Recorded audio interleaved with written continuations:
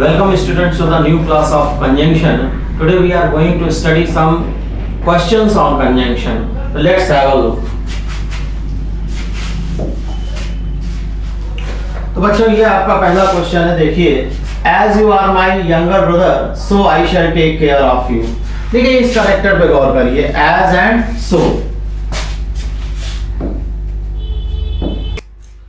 As and so. ठीक है, देखिए ये कनेक्टर बहुत कम यूज होता है, एक आध एग्जांपल में ही यूज होता है, जैसे as you sow, so shall you reap.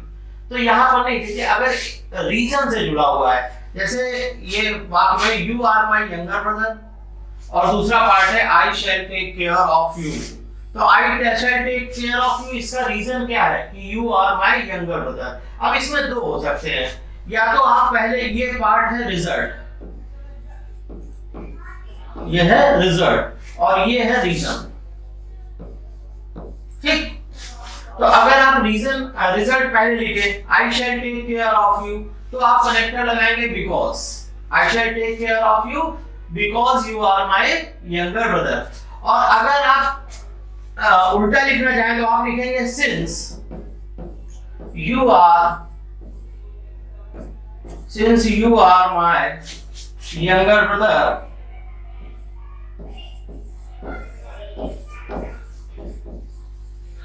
I shall take care of you. आप इसको दो तरह से लिख सकते हैं, ठीक है, या तो आप रिजल्ट को पीछे लिखिए, रिजल्ट को पहले लिख दीजिए I shall take care of you और बाद में रीजन लिखिए कि you are my younger brother. तो फिर आप कनेक्टर यूज करेंगे because, या आप इस पार्ट को पहले लिखना चाहते हैं तो आप कनेक्टर यूज करेंगे since you are my younger brother I shall take care of you. ठीक है, अगला देखिए, he had hardly seen me so he came to me running.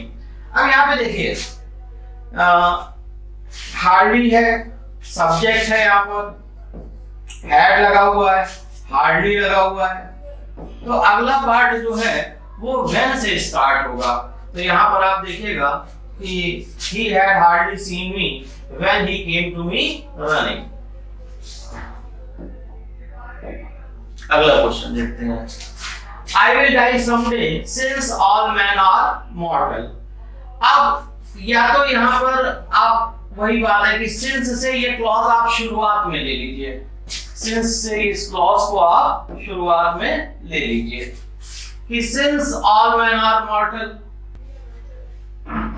since all men are mortal, I will die someday, या I will die someday as, या यहाँ पर दूसरा option हो सकता है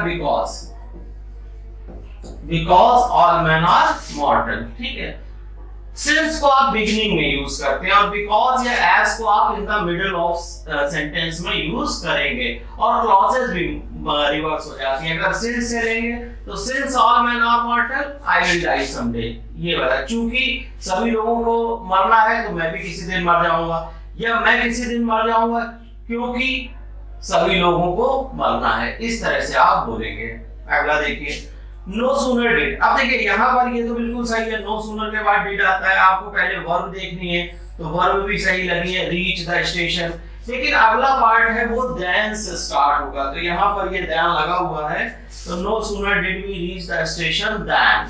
ठीक है, सूनर जो है वो कंपैरेटिव डिग्री का वर्ड है और सूनर की वजह से यहाँ पर देन को यूज आपने किया है. देखिए, Manu Bhai was not in a good mood, therefore I did not talk to her. ठीक है, तो Manu Bhai was not in a good mood, so इसलिए, ठीक है, so I did not talk to her. Simple सा है, कोई इसमें खास समझाने वाली बात नहीं है. अब यहाँ पे देखिए, because he is intelligent, therefore everybody likes him. अब इसमें देखिए क्या अर्थ है.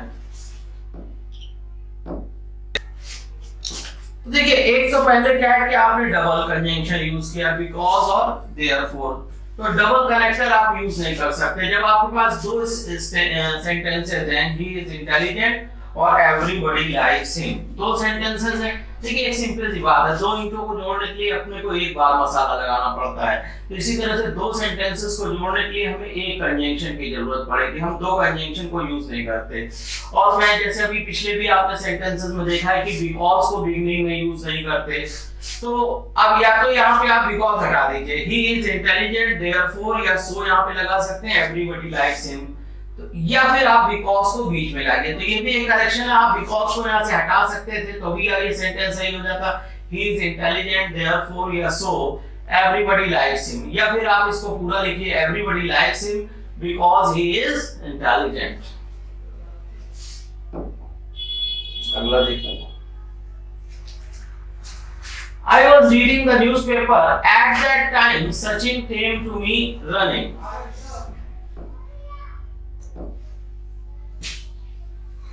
देखिए यहाँ पर at that time, उस समय पर, ये at that time when का मीनिंग देता है, लेकिन ये कनेक्टर नहीं है। तो when का मतलब है at that time, लेकिन आप ये ऐसा कनेक्टर when की जगह पर at that time लिख नहीं सकते, तो आपको at that time लिखना नहीं है। I was reading the newspaper when Sachin came to me, ये आपका आंसर हुआ। At that time when का ही मीनिंग देता है, लेकिन when कनेक्टर है, at that time उसका मीनिंग है। Both Millie as well as Meena are beautiful। देखिए both is followed by and, both के बाद अपना and आता है, as well as नहीं आता है, तो as well नहीं होगा, both Millie and Meena, ठीक है। या फिर आप दूसरा भी कर सकते हैं कि आप यहाँ से both हटा सकते हैं, क्योंकि both के साथ as well as अकेला आएगा, लेकिन अब यहाँ पे ये देखना है कि Millie as well as Meena लिखा हुआ है, तो वर्ब जो है वो मिली के हिसाब से आएगी। मिली सिंगुलर है तो वर्ब यहाँ पर सिंगुलर कर दी गई इज, और अगर मैं बोथ हैंड करूंगा तो बोथ हैंड के साथ जो वर्ब होती है वो प्लूरल रहती है। एज वेल एज में जो वर्ब होती है वो, ये मान लीजिए यहाँ पहला सब्जेक्ट है, यहाँ दूसरा सब्जेक्ट है, तो वर्ब पहले सब्जेक्ट के अनुसार आएगी।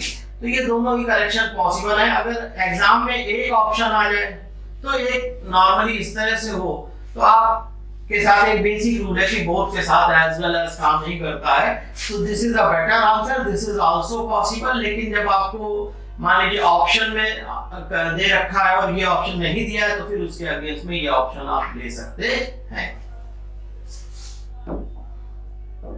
अगला देखते हैं, 2 weeks have passed since I have seen him। अब देखिए बहुत अच्छा सवाल है ये। सिंस से जब आप कनेक्टर को, सिंस को एज अ कनेक्टर यूज करते हैं, सिंस को आप एज अ कनेक्टर जब आप यूज करते हैं, तब से अब तक, इसका बेसिक हिंदी वाले मीडियम के बच्चे हैं हमारे ज्यादातर, तो उनको ये आता है सिंस का मतलब तब से अब तक। तो हमें जो यूज बेसिक बात याद रखनी है, सिंस के पहले हम प्रेजेंट परफेक्ट यूज करते हैं।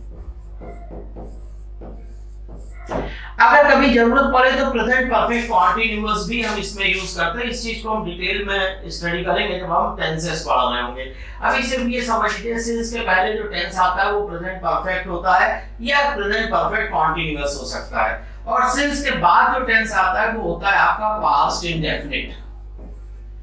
तो सिंस ये तो ठीक है प्रेजेंट परफेक्ट है, 2 weeks have passed, have passed का मतलब प्रेजेंट परफेक्ट हो गया। लेकिन since I have seen him, present perfect दोबारा यूज किया गया, ये गलती है। ये सिंस के बाद पास्ट टेंस आएगा, सिंस आई सॉ हिम। और ये बहुत अच्छा वाक्य है।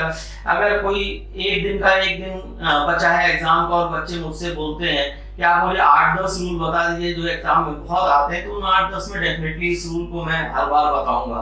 तो कहना ये चाहता हूँ कि एक इंपॉर्टेंट चीज है, इसको आप ध्यान रखिएगा। अगला क्वेश्चन देखते हैं, I took the medicine that I might get well। देखिए ताकि, मैंने दवा ली ताकि मैं ठीक हो जाऊं, तो ताकि की इंग्लिश सो दैट होती है, और ये नॉर्मली एक बहुत ऑथेंटिक तो रूल नहीं है, लेकिन तभी ये यूज होता है कि सो दैट के साथ आप मे या माइट को यूज करते हैं। तो वहां से भी आप देख सकते हैं कि माइट लगा हुआ है, तो हमें पता चल रहा है कि हमें सो दैट लगाना है।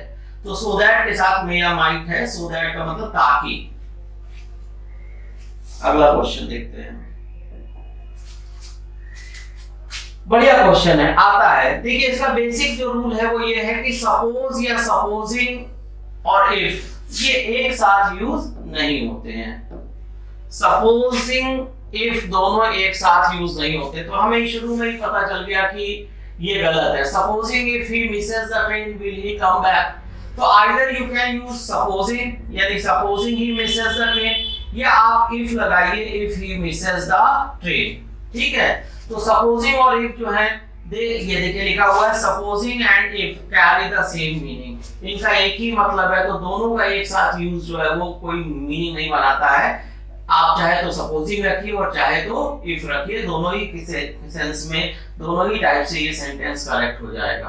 अगला देखिए, अब ये देखिए रूल मैंने आपको बताया था, both Madhu and Sudha did not attend the school. देखिए बोथ जो है वो एक 100% पॉजिटिव कनेक्टर वर्ड होता है और बोथ के साथ हम नॉट को यूज नहीं करते हैं, तो ये तो कंफर्म हो गया कि ये सेंटेंस गलत है।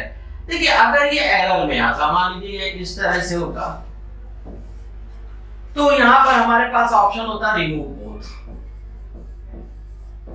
हम बोथ को हटा देते क्योंकि और कोई हम इसमें कर नहीं सकते थे। और वैसे ये सेंटेंस जो है वो बेसिकली डबल नेगेटिव का है। डबल नेगेटिव मतलब क्या है कि अगर इस सेंटेंस को आप स्प्लिट करके देखें तो Madhu did not attend the school और दूसरा होगा Sudha did not attend the school. तो डबल नेगेटिव के लिए बेस्ट ऑप्शन हमारा नाइदर नॉर होता है, तो ये बेस्ट ऑप्शन है, neither Madhu nor Sudha attended the school, ये बेस्ट है। अगर ये एरर में आता है तो फर्स्ट में एरर कर दीजिए, आपका आंसर होगा कि रिमूव बोथ, बोथ हटा दीजिए। ज्यादातर ये सेंटेंस जो है इंप्रूवमेंट में आते हैं, तो अगर बोथ के साथ नॉट है और डबल नेगेटिव आपने लगा रखा है, मतलब आप डबल नेगेटिव मतलब दो सेंटेंसेस जो आप जोड़ रहे हैं वो दोनों ही नेगेटिव है, तो उसके लिए आपके पास एक प्रॉपर कंजंक्शन है नाइदर नॉर, तो ये ऑप्शन नीचे कहीं ना कहीं होगा, तो आप उस ऑप्शन को लगाइए। अगर सिर्फ एरर में ये क्वेश्चन आती है तो फिर आपके पास यहाँ पर है कि सेक्शन 1 से आप बोथ हटा दीजिए, नॉट नहीं हटाएंगे, नॉट हटाने से मीनिंग रिजॉल्व हो जाएगा। और दूसरे देखिए नॉट हटा भी नहीं, डिड नॉट अगर आप हटाते हैं तो यहाँ पे अटेंडेड सेक्शन 3 में भी एरर जाएगी, तो ऐसा एक जगह से हम करेक्ट करेंगे, तो एक जगह से करेक्ट करने का यही तरीका है कि आप बोथ हटा दीजिए। अल्टरनेटिवली अगर आपको पूरा सेंटेंस लिखने को मिल रहा है तो आप इस तरह से लिखिए उसको। अगला क्वेश्चन देखते हैं, she is equally honest as her sister. देखिए इक्वली ऑनेस्ट एज, इस पे आप गौर करें। देखिए हम इनकम्प्लीट कनेक्टर को यूज नहीं करते, हमारे पास जो कनेक्टर है वो है एज और इसके बीच में एडजेक्टिव लिखते हैं, या कभी कभी एडवर्ब भी लिख सकते हैं रेयर केस में, और एज। तो एज को, या दूसरा है सो के साथ एडजेक्टिव या एडवर्ब आपने यूज किया और एज है, तो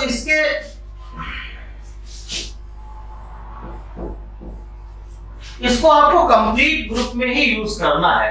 तो she is equally honest as her sister नहीं, ये इक्वली यहाँ पर गलत है और इसकी जगह पर ये वर्ड आ गया as. She is as honest as her sister, और ये इक्वली ऑनेस्ट एज ये स्लैंग है, ये भी बात आप याद कर सकते हैं, लेकिन आपको बेसिक याद करना है कि जो सो एज है या एज है ये कंप्लीट ग्रुप लगता है, इसमें कहीं पर भी कभी इस एज को हटा करके लाइक लिख देता है एग्जामिनर, और क्वेश्चंस आएंगे उनमें देखेंगे, तो ऐसा नहीं है। अगर आप इसको, मैं जैसे क्लासरूम में नॉर्मल बताता हूँ कि अगर किसी एडजेक्टिव या एडवर्ब की एक तरफ एज हो तो दूसरी तरफ एज या सो होगा, ये बात आप इसको याद कर लीजिए कि अगर किसी एडजेक्टिव के राइट हैंड साइड पर एज है तो उसके लेफ्ट हैंड साइड पर या तो सो होगा या एज होगा, अगर निगेटिव है तो सो हो सकता है, पॉजिटिव है तो एज होगा। तो यहाँ तो फिलहाल पॉजिटिव सेंटेंस है, तो she is as honest as her sister. अगला देखिए, he is neither happy with his relatives nor he is happy with his friends। देखिए डबल नेगेटिव का सेंटेंस है, ये डबल नेगेटिव है, तो ये सेंटेंस बेसिकली क्या है, he is not happy with his relative, he is not happy with his friend।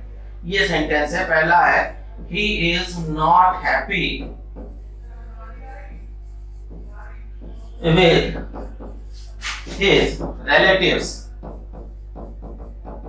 और इसमें है दूसरा है he is not happy with his friends। ये देखिए। अब इसमें करते क्या है कि देखिए कॉमन पार्ट क्या है, he is not happy, he is not happy, ठीक है। तो कॉमन पहला नॉट हट करके नाइदर आता है, तो ही इज, बल्कि इसमें ये नाइदर यहां पे थोड़ा सा देखिएगा, ये he is happy, he is happy, common part आपने लिखा, पहला नॉट हटा करके ये सेक्शन जुड़ जाएगा, nor neither with his relatives nor, ये दूसरा नॉट हटा और इसकी जगह आ गया nor, और ये बीच में आएगा with his friends।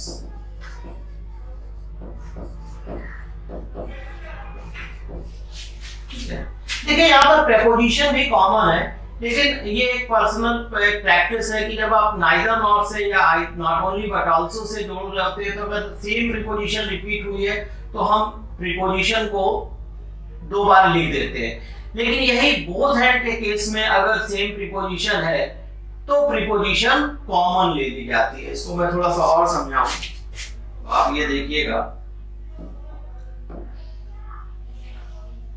यहां पे देखिए, जैसे मैंने एक ये सेंटेंस लिखा, lions are found in Asia,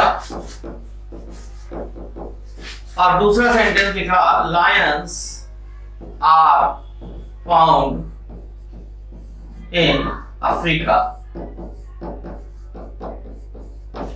अब देखिए अगर मैं इसको नॉट ओनली से बट आल्सो से जोड़ता हूं तो ये सेंटेंस बनेगा, lions are found not only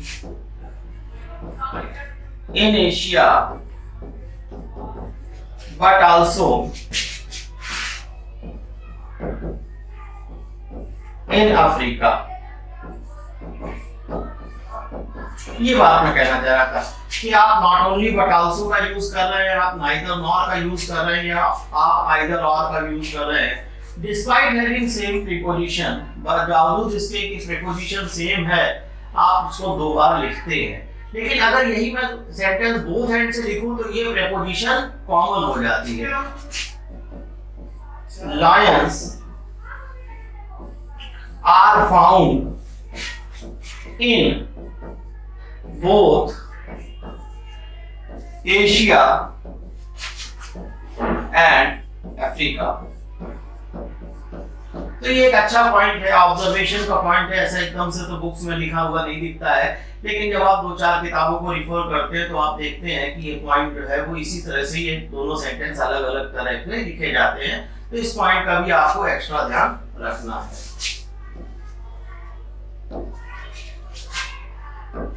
अब आ जाते हैं अपने क्वेश्चन पर। तो he is neither happy with his relative nor he is happy with his friend, तो he is happy ये कॉमन पार्ट है, ये आपका आ गया, और ये neither with his relative nor with his friends, ठीक है। तो ये प्रीपोजिशन रिपीट हो रही है, इसको लेकर के आप परेशान मत होइए। अगला देखते हैं, चलिए देखिए, All is not right, that is expedient। अब इसमें क्या रूल है, देखिए रूल क्या है कि कोई भी जो आप रिलेटिव क्लॉज लेते हैं, that is expedient, वो हमेशा उस वर्ड के साथ जाती है जिसको वो क्वालिफाई कर रही है। तो all that is expedient, right that is expedient नहीं लिखा गया है, सही है that is expedient ये नहीं लिखा गया है, all that is expedient। तो रिलेटिव क्लॉज जो है it should start next to the word that it qualifies। कोई भी रिलेटिव क्लॉज उस वर्ड के बगल से स्टार्ट होगी जिसकी वो विशेषता बतला रही है। तो राइट के लिए भी वर्ड नहीं आया that is expedient, ये आया all के लिए, तो ये आंसर हुआ all that is expedient is not right। He took another path from the one I showed him। अब ये एक नॉर्मल है कि आप another path नहीं लेंगे, आप एक different, उसने मैंने another के जो अपने यूज हैं ये एडजेक्टिव है, अभी हम लोग इसके बाद एडजेक्टिव पढ़ेंगे, उसमें आपको another, any other, इनके बीच में डिफरेंसेस समझ में आएंगे। लेकिन ये एक नॉर्मल कोलैक्वल एरर है कि उसने अलग रास्ता लिया, तो अलग रास्ते के लिए अनदर नहीं, ये थे he took a different path from the one I showed him.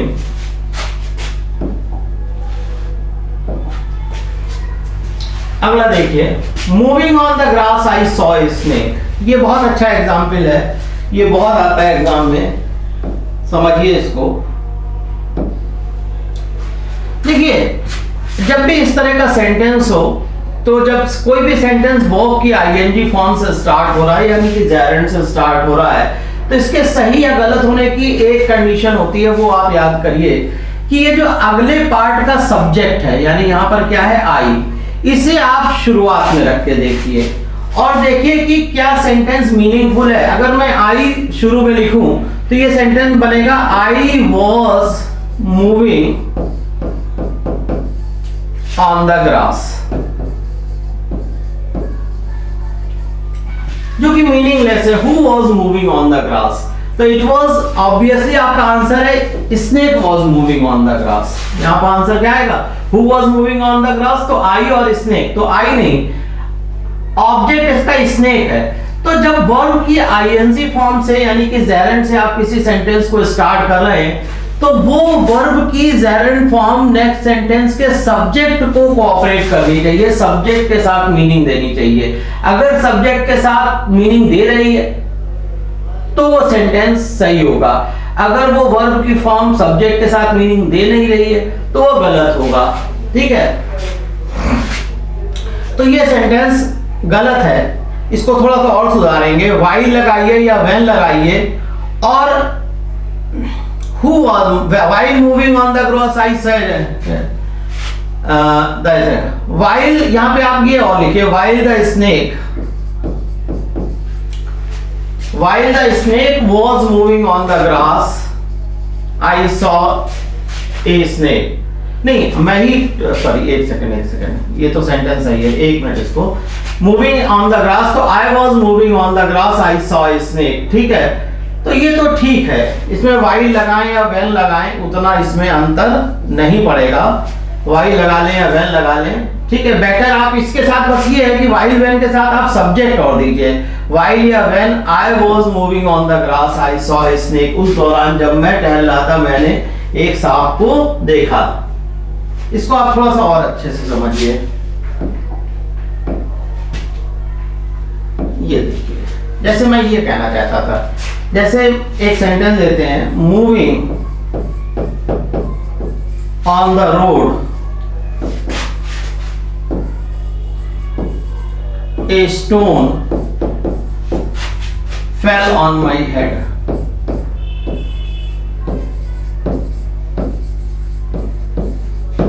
ठीक है, ये सेंटेंस है, moving on the road a stone fell on my head. तो मूविंग ऑन द रोड में who was moving on the road, snake was moving, sorry stone was moving कि I was moving, obviously मैं चल रहा था। तो ये मैं यहाँ कहता था कि अगर सब शुरुआत में जो जीरेंड है वो अगर सब्जेक्ट से मैच नहीं करती है तो ये मीनिंगलेस हो जाएगा। तो moving on the road A snake was moving, stone fell on my head, ये गलत हो गया। तो यहाँ पे आप लिखते हैं व्हेन, आप क्लियर करिए, when I was moving on the road, when I was moving on the road a stone fell on my head. अब इसको आप पिछले सेंटेंस में जाकर के देखते हैं क्या हुआ उसमें। तो moving on the grass I saw a snake, ये सेंटेंस था। तो who was moving on the grass, ये क्वेश्चन है यहाँ पर कि who was moving on the grass, snake कौन मूव कर रहा था। तो मैं घास पे चल रहा था या सांप घास पे चल रहा था, ये यहाँ पर डिस्कशन का एक मेथड है। और जो ये आएगा आपका कि घास पर सांप चल रहा था और उसको आपने देखा है। घास पर कौन चल रहा था, सांप घास पे चल रहा था जो आपकी नजर में आया, ये बात है। तो ये while moving on the grass I saw a snake, ये इस तरह से नहीं होगा। व्हाइल आप इसको करें या तो आप इसका पैसिव बना दीजिए। तो moving on the grass a snake was seen by me, ये बेस्ट है। अब यहाँ पे देखिए स्नेक जो है वो मूविंग से एडजस्ट हो गया कि snake was moving on the grass और I saw snake, that snake was seen by me. और जब इसको आपको करेक्ट करना होता है यही जेरेंट से यहाँ पर, तो आप यहाँ पर फिर ये लगाएंगे व्हेन या व्हाइल, जो भी आपको लगाना है, the a snake was moving on the grass I saw him. ठीक है, इस तरह से ये सेंटेंस करेक्ट होगा। अब अगला देखिए, as soon as the bell rang then the students rushed out of their classes। तो जब सेंटेंस as soon as से स्टार्ट होता है तो उसको कोई दूसरे कनेक्टर की जरूरत नहीं पड़ती है। as soon as को सेकंड पार्ट में किसी कनेक्टर की जरूरत नहीं पड़ती है, no sooner को than की जरूरत पड़ती है और hardly और scarcely को when या before की जरूरत पड़ती है। ठीक है, तो as soon as के साथ किसी कनेक्टर की जरूरत नहीं है, तो as soon as the bell rang, spelling गलत हो गई, rang the students rushed out of their classes। Okay, अगला देखते हैं, the choice is between glorious death और shameful life। तो ये बहुत पुराना इंग्लिश में रूल है कि बिटवीन के साथ जो हम कनेक्टिंग वर्ड यूज करते हैं, बिटवीन के साथ जो कनेक्टिंग वर्ड यूज करते हैं वो एंड यूज करते हैं। वी यूज बिटवीन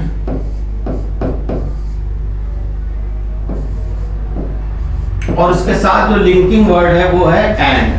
तो the choice is between glorious death and shameful life, ये इसका करेक्ट आंसर होगा। ठीक है, अगर कभी कभी ये जो है वो फ्रॉम के साथ टू, यहां नहीं सही होगा वो अलग बात है, लेकिन ये आप अलग से पॉइंट याद रखिएगा कि बिटवीन एंड कई बार फ्रॉम और टू से भी रिप्लेस हो जाता है। जैसे our institution run between 8 AM and 2 PM, या इसी को बोले कि our institute run from 8 AM to 2 PM। ये है, जैसे we were all at school between 3 and 17 या फ्रॉम 3 to 17। तो ये एक अलग, ये यहाँ पे नहीं लगेगा वो अलग बात है, लेकिन एक बताने वाली बात थी, एक की जरूरत पड़ जाती है तो वो मैंने एक्स्ट्रा आपको बता दी। यहाँ पे सिर्फ इसी से बात चलेगी कि बिटवीन के साथ जो कनेक्टिंग वर्ड है वो एंड है, टू या और नहीं होता। ये देखिए, यही मैं कह रहा था कि अगर किसी एडजेक्टिव के साथ के एक तरफ एज है या सो है तो दूसरी तरफ एज आना कंपलसरी होगा।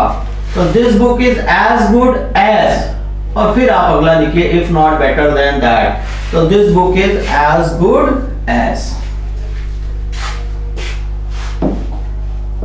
अगला क्वेश्चन देखते हैं, although she is foolish but, ये छोटा सा प्रॉब्लम है लेकिन ये आती रहती है, इसको आप ध्यान रखेंगे। ठीक है, कि although के साथ हम but को यूज नहीं करते हैं, yet को यूज करते हैं, या आप कुछ भी ना लगाएं तो भी ठीक है। तो although she is foolish yet people like her, या कुछ भी ना लगा होता तो सिर्फ कॉमा लगा होता कि although she is foolish और ये हटा दें people like her, that's also correct।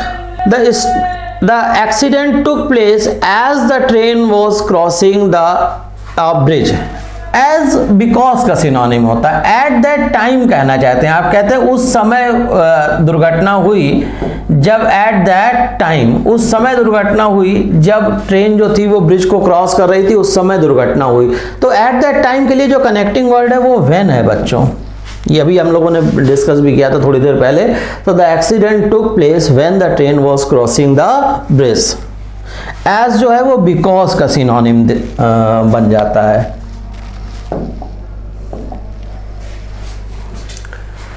May you pass और नॉट, आई डोंट केयर। देखिए, एक तो ये बहुत है शुड यू पास, ये पहले की इंग्लिश में काफ़ी ठीक है, इसमें कोई गलती नहीं है। आप इसको चाहे आप पास हो या ना हो, आजकल हम लोग इसको वेदर से ज़्यादातर देखते हैं, वेदर यू पास और नॉट। वेदर के साथ हम और नॉट को यूज़ करना ज़्यादा प्रेफर करते हैं। शुड भी हो सकता है, ये आप अपने दिमाग में डाल लीजिए कि अगर कभी ये सेंटेंस आए कि शुड यू पास और नॉट, आई डोंट केयर, तो ये नो एरर चला जाएगा। और ये तो ऑब्वियसली सही है कि वेदर यू पास और नॉट, ये भी अपने आप में सही है। Any fast you may run, ये एक नॉर्मल है कि चाहे कितनी भी तेज आप दौड़ें, you can not catch the train, आप ट्रेन नहीं पढ़ सकते। तो इसकी इंग्लिश एनी फास्ट नहीं होगी, ये होगी हाउ फास्ट। चाहे कितनी भी तेज आप दौड़ें, how fast you may run, you can not catch the बस, सॉरी ट्रेन। अगला देखिए, work hard लेस्ट you may not fail. तो लेस्ट के साथ मे लगता है, ये बात सही है, लेकिन लेस्ट अपने आप में एक निगेटिव एक्सप्रेशन है और लेस्ट के साथ नॉट का यूज नहीं होता है, ठीक है। मे भी नहीं लगेगा, सॉरी मैं गलत था, लेस्ट के साथ शुड का यूज होता है और निगेटिव एक्सप्रेशन नहीं बनता है। तो work hard लेस्ट you should fail, ठीक है। बाकी ये एग्जाम्पल आप देख लीजिए, आपको याद रहेंगे। हार्डली स्केर्सली का एग्जाम्पल है, तो हार्डली और फिर जो सब्जेक्ट होता है आप हार्डली लिखते हैं या स्केर्सली लिखते हैं, फिर आप हैड लगाते हैं और फिर आप सब्जेक्ट लिखते हैं। तो यहाँ देखिएगा, हार्ड स्केर्सली ही हैड, तो ही हैड नहीं होगा, scarcely had he entered the room when I recognized him, ये आपका आंसर बना। अगला देखिए, He is more intelligent but not so hard working as his elder brother। देखिए, so के साथ as लगा हुआ है, so के साथ as लगा हुआ है, ये तो कंप्लीट है। होता क्या है कि अगर कोई एडजेक्टिव आ रहा है, जैसे more intelligent है, तो किसी एडजेक्टिव के साथ अगर कोई प्रेपोजिशन है तो वो प्रेपोजिशन जो है वो रिटेन रखनी चाहिए। तो मोर इंटेलिजेंट की प्रेपोजिशन कंपैरेटिव डिग्री में जितने भी एडजेक्टिव्स होते हैं उन सभी की कॉमन प्रेपोजिशन देन ही रहती है। तो ये सेंटेंस होगा, he is more intelligent than but not so hard working as her elder brother. इसको आप ध्यान रखिएगा कि अगर किसी भी कनेक्टर से दो एडजेक्टिव जोड़े जाएं और वो दोनों एडजेक्टिव अलग अलग प्रेपोजिशन लेते हैं, तो दोनों एडजेक्टिव्स की प्रेपोजिशन को अलग अलग लिखना पड़ेगा। अगर वो कॉमन प्रेपोजिशन लिखते हैं तो एक बार लिखना ठीक रहता है।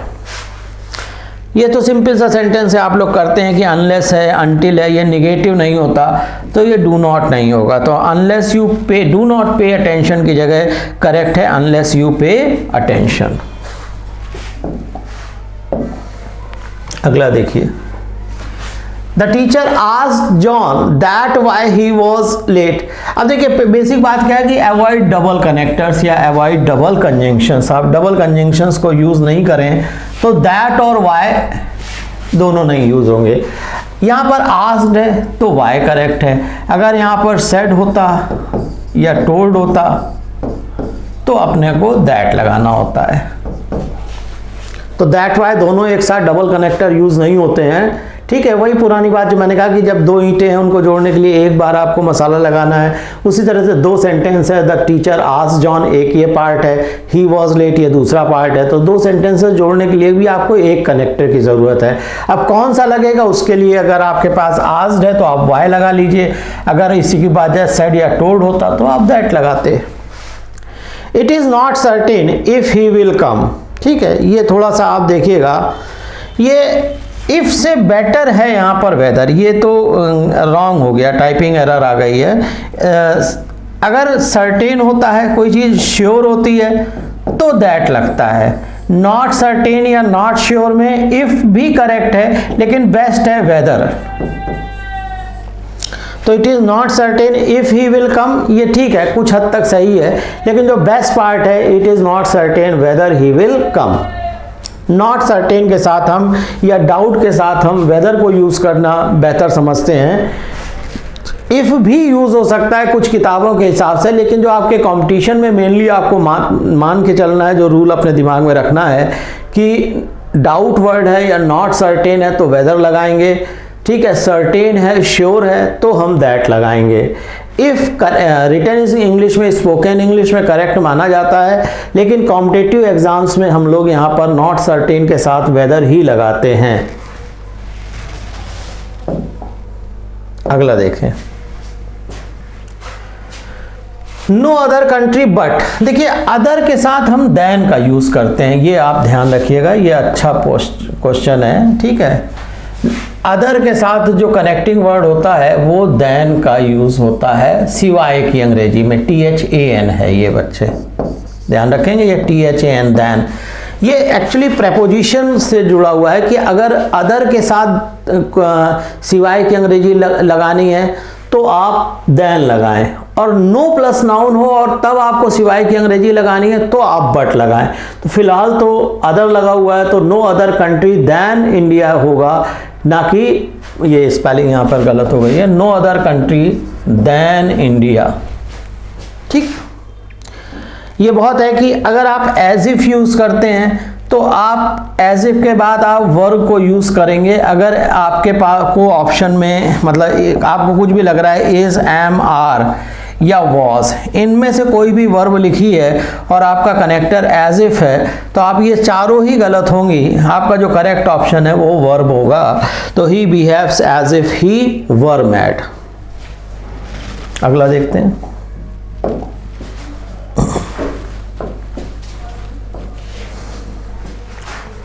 I have neither seen him, him होना चाहिए था ये, I have neither seen him not his brother, तो कुछ नहीं होगा। देखिए एक तो आप देखिए क्या है, ये सेंटेंस क्या है, I have not seen him, और दूसरा पार्ट है I have not seen his brother। तो डबल निगेटिव है, तो जो कॉमन पार्ट है वो क्या, आई have scene, I have scene, तो ये आपने कॉमन पार्ट ले लिया, आई हैव सीन। अब पहला नॉट हटा और क्या आया, neither, I have seen neither him, दूसरा नॉट हटा और क्या आया, नॉर आया, नॉर हिज ब्रदर। तो इस तरह से ये कनेक्टर जुड़ता है। तो I have seen him, I have seen neither him nor his brother. ये मैं सेंटेंस अभी देख रहा था, lions are both found in Asia and Africa. तो देखिए बोथ के साथ एंड लगा हुआ है, ठीक है, ये वर्ब कॉमन है, तो जो कॉमन वर्ब होती है वो पहले आ जाती है, कनेक्टर के फर्स्ट पार्ट के पहले कॉमन वर्ब आएगी। तो ये क्या, लायंस आर फाउंड बोथ, ये इन भी पहले आप लगाइए, lions are found in both Asia and Africa, ये जो है वो बेस्ट इसका आंसर पॉसिबल होगा। Lions are found, lions are both found, ये यहाँ पे भी ये इन है, इन एशिया एंड अफ्रीका, तो ये दोनों में कॉमन है। ये हमने सेंटेंस अभी पहले डिस्कस भी किया है, lions are found in Asia, lions are found in Africa. तो अगर आप बोथ हैंड से लगा रहे हैं तो आप कॉमन वर्ब को भी कॉमन ले लीजिए, lions are found in both Asia and Africa. अगला देखते हैं, do you know that where he lives. तो वही बात है कि दैट और वेयर डबल कनेक्टर है, एक कनेक्टर आपका यूज होगा। तो क्वेश्चन है तो दैट इज, दैट और वेयर गलत है तो क्वेश्चन के लिए वेयर लगेगा, और ये डू यू नो की वजह से इंट्रोगेटिव साइन लगा हुआ है, ये ध्यान रखिएगा, do you know where he lives, ठीक है। He did not speak loudly and clearly, अब यही डबल नेगेटिव है, सेंटेंस क्या होगा, he did not speak loudly, he did not speak clearly। तो he did not speak loudly, या तो एक ऑप्शन है कि और clearly कर लीजिए, ठीक है, अगर ऐसा सिचुएशन है तो and नहीं लगेगा, he did not speak loudly और clearly। लेकिन अगर ये ऑप्शन ये मान लीजिए एरर है तो ये बात आप ध्यान कर लीजिए कि इस तरह से, लेकिन अगर ये इम्प्रूवमेंट में है और ये सेंटेंस दे रखा है तो ये कहीं ना कहीं ये दिया रहेगा, he spoke neither loudly nor clearly. तो अगर इंप्रूवमेंट में ये सेंटेंस है तो this is the best answer, और अगर ऐसा नहीं है तो आप ये याद रखिएगा कि अगर इस टाइप का सेंटेंस है, he did not speak loudly and clearly, तो it should be he did not speak loudly और क्लियरली। बाकी आप इसमें एक्सप्लेनेशन अपने हिसाब से पढ़ लीजिए स्क्रीन को पास करके। ये मैंने आपके लिए छोड़ दिया है, आप पॉज करिए और इसको पढ़ लीजिए। अगला देखते हैं, ही either is a fool or a scoundrel, तो वही कॉमन वर्ब पहले आ जाएगी। अगर वर्ब कॉमन है तो वो कनेक्टर के फर्स्ट पार्ट के पहले आ जाएगी। तो ही इज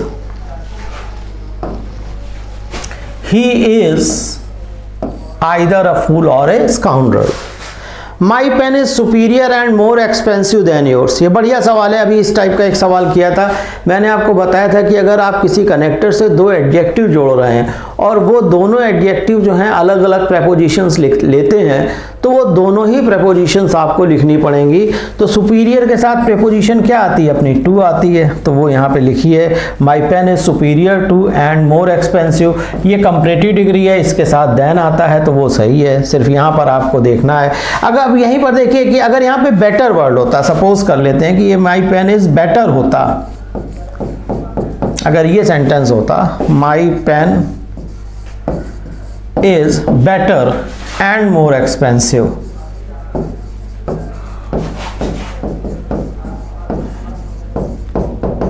देन अब यहां पर आपको दो बार प्रीपोजिशन, क्योंकि बेटर कंपैरेटिव डिग्री का वर्ड है, उसकी भी प्रीपोजिशन देन होती है, और मोर एक्सपेंसिव भी कंपैरेटिव डिग्री का वर्ड है, कंपैरेटिव डिग्री है, उसकी भी देन होती है। तो यहां पर आपको दो बार प्रीपोजिशन लिखने की जरूरत नहीं है। यही मैं आपको समझाना चाह रहा था कि अगर एंड से आप दो एडजेक्टिव्स जोड़ रहे हैं और दोनों डिफरेंट प्रीपोजिशंस लेते हैं तो आपको दोनों बार आपको प्रीपोजिशंस लिखनी चाहिए।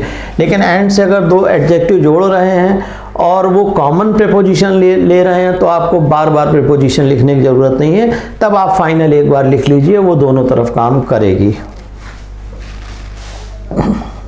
अगला देखते हैं। The world last the earth will go round the sun. देखिए लास्ट का मतलब बने रहना। जो लॉन्ग ड्यूरेशन ऑफ टाइम होता है, जो लॉन्ग ड्यूरेशन ऑफ टाइम है, उसको कनेक्ट करने के लिए एज लॉन्ग एज, ये अगर निगेटिव सेंटेंस है तो सो लॉन्ग एज को हम यूज करते हैं। जो लॉन्ग ड्यूरेशन ऑफ टाइम है उसके लिए एज लॉन्ग एज या सो लॉन्ग एज का यूज करते हैं। तो as long as the world last the earth will go round the sun, ये कनेक्टर आपका आएगा। When my father says so, I must believe it। देखिए when का यहाँ पर इतना यूज नहीं है। यदि मेरे पिता, इसको कई बार आपको सिर्फ मीनिंग से ही पता करता है, जब नहीं, यदि मेरा पिता ऐसा बोलते हैं तो मैं इस पे विश्वास करूंगा। तो यदि के लिए आप when नहीं लगाते, ये if लगेगा। If my father says so I must believe it. Not only he is honest but sincere. देखिए he is honest, he is sincere, तो ये पार्ट पहले आ जाएगा। जो कॉमन पार्ट है वो पहले आएगा। जो इसमें सेंटेंस में कॉमन क्या है, अगर आप अलग से देखें तो क्या होगा? He is honest, he is sincere. तो जो कॉमन पार्ट है उसे हम पहले लिख लेंगे। तो ही इज, अब नॉट ओनली के साथ पहला एडजेक्टिव जोड़ दिया ऑनेस्ट, और बट आल्सो के साथ बचा हुआ एडजेक्टिव जोड़ दिया बट आल्सो सिंसियर। ये बढ़िया सवाल है, इसको आप याद रखिएगा। रीजन वर्ड जो होता है, रीजन होता है, इसके बाद जब आप कोई क्लॉज चालू करते हैं तो वो वाई से चालू करते हैं, और बाद में अगर कोई सेकंड क्लॉज जोड़ते हैं तो वो दैट से जोड़ते हैं। ये रीजन यूज याद रखिएगा, ये रूल याद रखिएगा। रीजन के इमीडिएट बहुत अगर कोई क्लॉज जोड़नी है तो वो वाई से चालू होती है, और जब उसके बाद कोई सेकंड क्लॉज जोड़नी होती है तो वो दैट से चालू होती है। तो दिस इज द रीजन। तो ये वाई आवर आ गया। Why our hockey team suffers a defeat. ठीक है, तो यहाँ कोई आगे रीजन नहीं है, कोई आगे क्लॉज नहीं है। एक एग्जाम्पल मैं आपको बोल के सुनाता हूँ। जैसे the reason why he came late is that there was no bus. तो पहली the reason why he came late, देखिए इसको थोड़ा समझ लीजिए।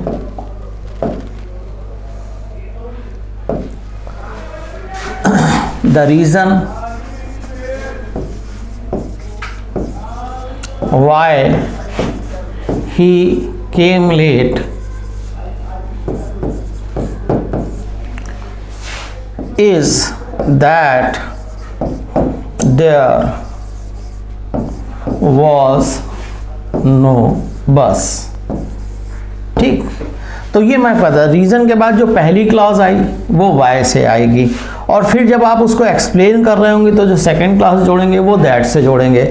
अब अगर दूसरी क्लॉज है तो वो दैट से होगी, अगर है ही नहीं तो फिर कोई बात ही नहीं है। तो अपने उस क्वेश्चन में तो थी नहीं, तो सिर्फ हाफ रूल लगा। यहाँ पर आप पूरा रूल भी सीख लिया, इसको भी अगर जब आपको ज़रूरत पड़े तो आप इसको यूज़ करिएगा।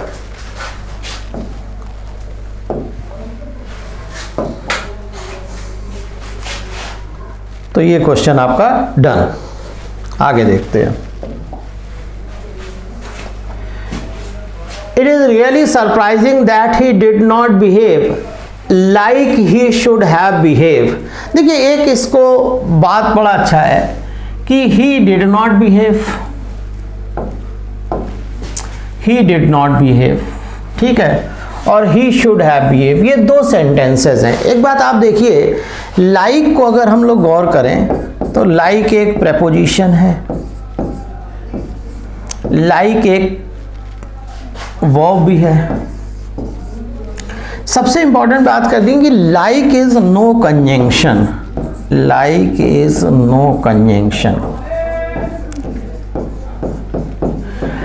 लाइक कोई वर्ड जो है वो कंजंक्शन नहीं होता। आप इसको किसी सेंटेंस में प्रेपोजिशन के रूप में देखेंगे, किसी सेंटेंस में इसको वर्ब के रूप में देखेंगे, लेकिन लाइक को कंजंक्शन नहीं। तो अगर दो सेंटेंसेस के बीच में लाइक है तो वो हमेशा गलत होगा, 100 में 100 बार गलत होगा। की तरह के लिए आप एज का यूज करते हैं उसकी तरह। तो it is really surprising that he did not behave as he should have behave. उसने उस तरह से व्यवहार नहीं किया जैसे उसे व्यवहार करना था। तो एक सेंटेंस ये है ही डिड नॉट बिहेव, और एक ये है ही शुड हैव, ठीक है, बिहेव्ड इसमें कॉमन हो गया, इसमें लिखना पड़ेगा बिहेव्ड, ठीक है। तो आज इसी बात को याद रखिएगा, लाइक जो है वो कंजंक्शन नहीं होता, ये प्रीपोजिशन हो सकता है, ये वर्ब हो सकती है, लेकिन इस पे हम एक्स्ट्रा प्रोनाउन पढ़ा रहे होंगे या प्रेपोजिशन पढ़ा रहे होंगे, तब इसके बारे में मैं आपको कुछ एक्स्ट्रा पॉइंट्स भी डेफिनेटली बताऊंगा। अगला देखिए, he is such a person that. देखिए सच के बाद या तो एज आता है या दैट आता है, ठीक है। तो अब यहाँ पर है कि कब एज आएगा या कब दैट आएगा। तो जो जैसा जैसी का अगर मीनिंग आ रहा है तो आपको एज आना है। तो ऐसा इंसान है जैसा कि कोई उससे हेट नहीं करता। मतलब जब आप किसी कैटेगरी को डिफाइन करते हैं तो आप एज लगाते हैं। जैसे this is such a institution as I thought, या एज आई डिडंट थॉट, कुछ भी है। She is such a beautiful girl as I was thinking of, या as I was not thinking of। तो ये जब किसी पर्सन की, किसी चीज की कैटेगरी को आप को डिस्कस कर रहे होते हैं तो as लग जाता है। तो she is such a person as no one can hate him। बाकी इसके बारे में कुछ बेसिक बात है वो मैंने आपको बताई हुई है, वहां पर भी आप जा करके इस क्वेश्चन को देख लीजिए, बेसिक्स में जो आपके पास रूल है। अगला देखते हैं, the little boy was lazy and careless. देखिए अगर एक साथ दो क्वालिटीज हैं, एक साथ दो क्वालिटीज हैं, तो आप इसको नॉट ओनली बट आल्सो से जोड़ सकते हैं।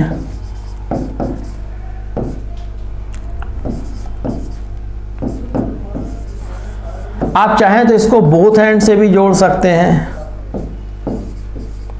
और आप चाहें तो आप इसको एंड टू से भी जोड़ सकते हैं। तीनों कनेक्टर एक ही काम करते हैं कि अगर किसी एक पर्सन की दो क्वालिटीज़ हैं जो कि साइमल्टेनियसली एग्जिस्ट करती हैं, तो the time boy is lazy that is the time he is careless. वो अलग अलग दिन पर लेजी और केयरलेस नहीं होता है। तो इन्होंने यहाँ जोड़ दिया the little boy was lazy and careless too. आप इसको ऐसे भी लिख सकते हैं तो कोई फर्क नहीं है, the little boy was both lazy and careless. आप ऐसे भी लिख सकते हैं the little boy was not only lazy but also careless. तो तीनों ही ऑप्शन सही है, कोई फर्क नहीं पड़ता, ठीक है। जो बेसिक बात याद रखनी है कि अगर यहाँ पे एज वेल एज भी हो सकता है, यहाँ पर एक और ऑप्शन भी हो सकता है एज वेल एज। अगर दो क्वालिटी साइमल्टेनियसली एग्जिस्ट करती हैं तो they can be joined with the help of not only but also, both hand, and to, and as well as. Either you stole, अगला सवाल देख रहे हैं, either you stole my purse और your brother. अब देखिए दो पर्सन है, यू और योर ब्रदर। आइदर और को हम यूज क्या करते हैं कि there are two choice, two options, but only one is correct या वन इज पॉसिबल। जैसे मैंने बोला कि यू में आइदर सिट और गो, तो आपके पास दोनों ऑप्शन है, आपका मन है तो आप बैठ जाइए, आपका मन है तो आप चले जाइए, लेकिन आप दोनों पे वर्क नहीं कर सकते, तो आइदर और लगता है। तो यहाँ सब्जेक्ट है, या तो आपने मेरा पर्स चुराया या आपके भाई ने आप पर्स चुराया।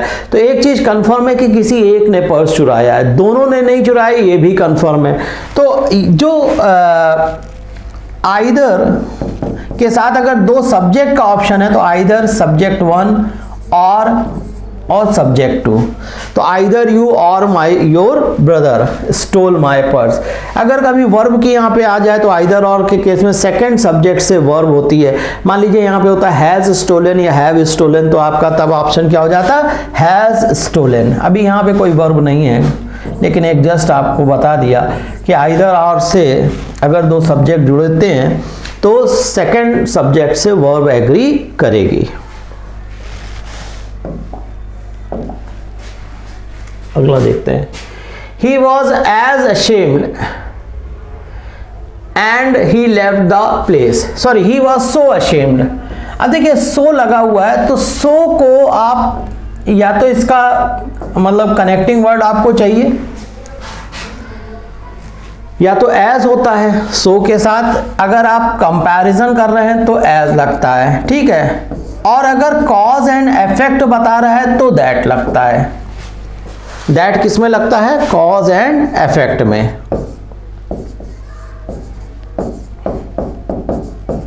और सो एज किस में लगता है, कंपैरिजन में। She is not so tall as her brother, इस तरह से हम यूज करते हैं। तो I was so ashamed, sorry he was so ashamed, तो ये कनेक्टिंग वर्ड दैट है। तो ही लेफ्ट द प्लेस, इसका कॉज क्या था, he was very ashamed, he was very ashamed, इसका इफेक्ट क्या है, ही लेफ्ट द प्लेस। तो कॉज एंड इफेक्ट से अगर आप कोई दो सेंटेंसेस जोड़ना है तो आपका कनेक्टर जो है वो सो दैट होता है। He is intelligent and his brother is dull. देखिए अपोजिट क्लॉज हैं, अगर सिमिलर क्लॉज होते हैं तो एंड से आप जोड़ते हैं। अपोजिट क्लॉजेस के लिए आपको बट का यूज करना है, जैसे I ran fast but I couldn't catch the bus, तो अपोजिट क्लॉज है। तो इसी तरह से अपोजिट क्लॉज है, ही इज इंटेलिजेंट और ये अपोजिट बात है, हिज ब्रदर इज डल, तो कनेक्टर इज बट।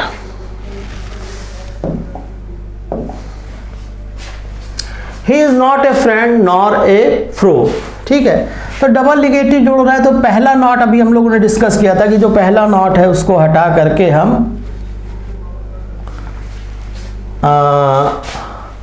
नॉर का यूज, नाइदर का यूज करेंगे, तो ये पहला नाइदर आ गया, ठीक है। तो he is neither a friend nor a foe. और अगला देखते हैं, complete your work lest you will be demoted. तो एक तो ये ऑप्शन भी देख लीजिए, वैसे तो ये नॉर्मल आप पढ़ ही चुके हैं, लेस्ट यू शुड बी डिमोटेड, लेकिन एक और ऑप्शन भी हो सकता है कि आप लेस्ट की जगह यहाँ अदरवाइज लिख दीजिए, तो ये भी करेक्ट हो जाएगा। तो complete your work otherwise you will be denoted, या lest you should be denoted, ये भी एक करेक्ट ऑप्शन है। तो यहाँ से बच्चों आज की आपकी प्रैक्टिस सेशन ख़त्म होता है। अगर आपको किसी प्रकार की कोई समस्या है, सुझाव देना हो या लेटेस्ट अपडेट के लिए आप हमारे टेलीग्राम चैनल को ज्वाइन करें, और उसका लिंक जो है वो डिस्क्रिप्शन में दिया गया है। धन्यवाद।